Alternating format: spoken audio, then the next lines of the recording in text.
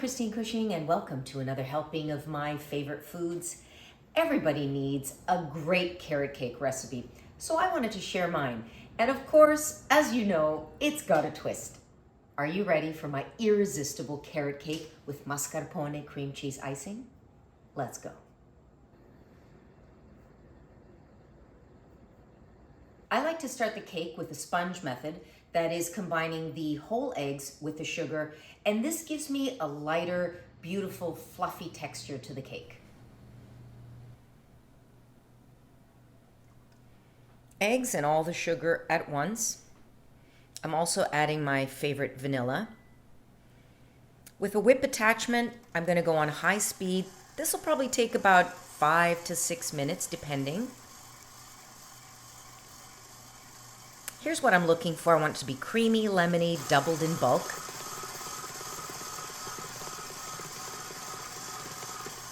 And I check it like this. I'm looking for a ribbon stage. You can kind of see it. I'm adding the zest of one orange, clementine, could be lemon.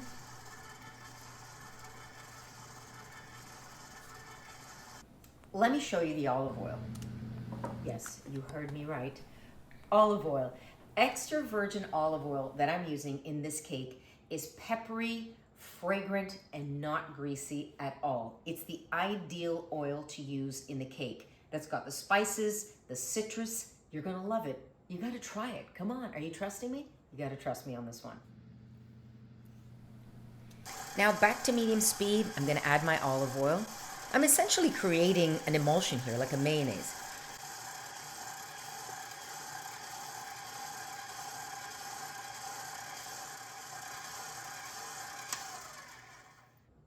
Now for the sifting.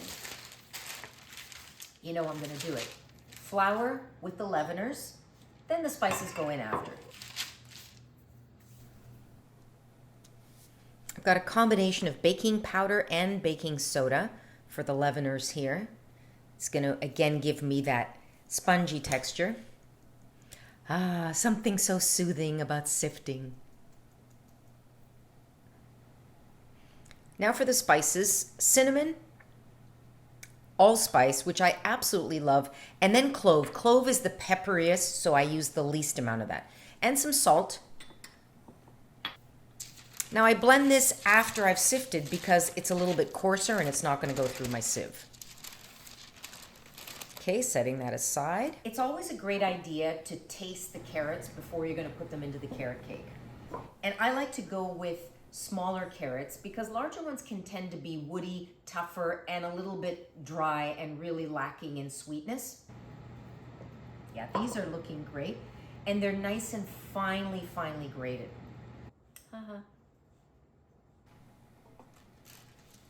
Now I want to get my cake pans ready. I'm just cutting rounds of parchment so they fit nicely into the center. And I'm not buttering or doing anything to the outsides. You can see that. Now that rim, I don't butter, I don't flour it because I want that cake to rise and grip. Now I'm going to change back to my paddle attachment. And on a low speed, I'm going to add in my sifted dry ingredients. Gradually, just so I get a nice blend. I don't want to overwork it here.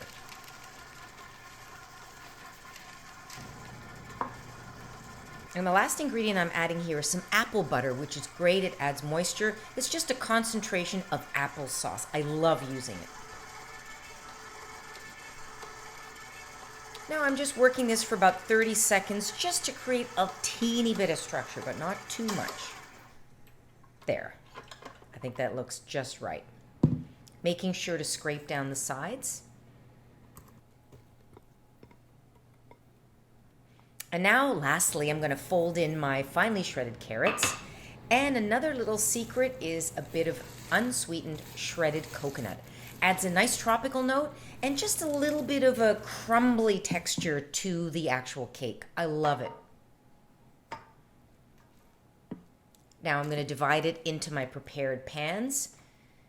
If I want to get that perfect looking cake, I want to make sure I do this properly.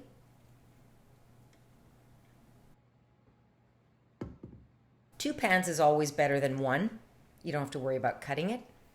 350 is my temperature Fahrenheit on a still oven. These are going to take about 30 to 35 minutes until they're just firm and springy, and a toothpick when inserted comes out clean. I'm going to let these guys cool in the pans for 30 minutes. Then I just run my palette knife around the edge. They're going to flip right out, peel off the parchment, and cool them completely. Then we ice or frost. I'm ready to spin some tunes for you. I love taking out the turntable. It's like my favorite thing ever. So once these come out of the oven and cool down, I like to put them on a little paper cake board like that. That's a great pro tip. And that way nothing sticks, and then you can put it onto whatever it is that you want. Who's ready to ice? Going in. So I like the mascarpone instead of a regular cream cheese. It's lighter, it's sweeter. It doesn't have the same kind of heavy texture, so it'll give you a softer, creamier feel. But you can go ahead and use regular cream cheese if you must. Half in the middle and the rest on top. Now, if you like a load of icing on your cake, you can easily double this icing recipe. I don't like too much of it, but it's easy to double it. Remember, the recipe is always below the video description, in full. Smooth.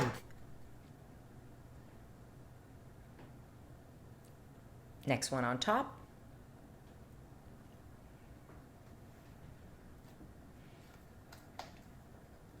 And the remaining icing on top.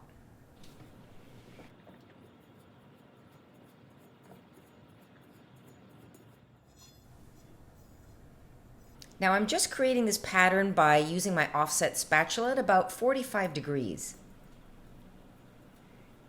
Now for the final touches, just some caramelized walnuts or pecans and the shards of the caramel on top, looking a little bit, you know, fun. And a bit modern. Who wouldn't want some of this? Going in for our photo shoot.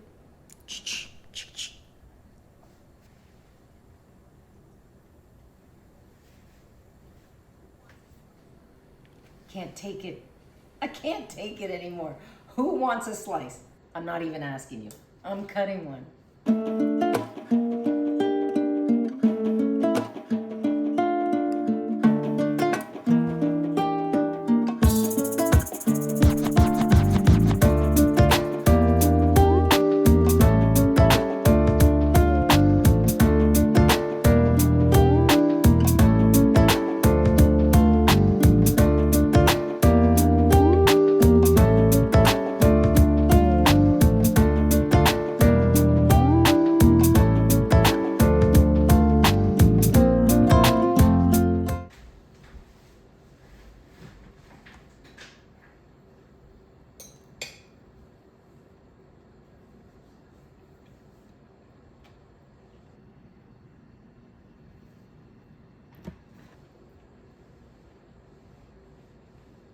This is my carrot dance. In case you're wondering, what the heck am I doing? So tender, so delicious, not super sweet, fragrant, a little bit spicy. Can we talk mascarpone?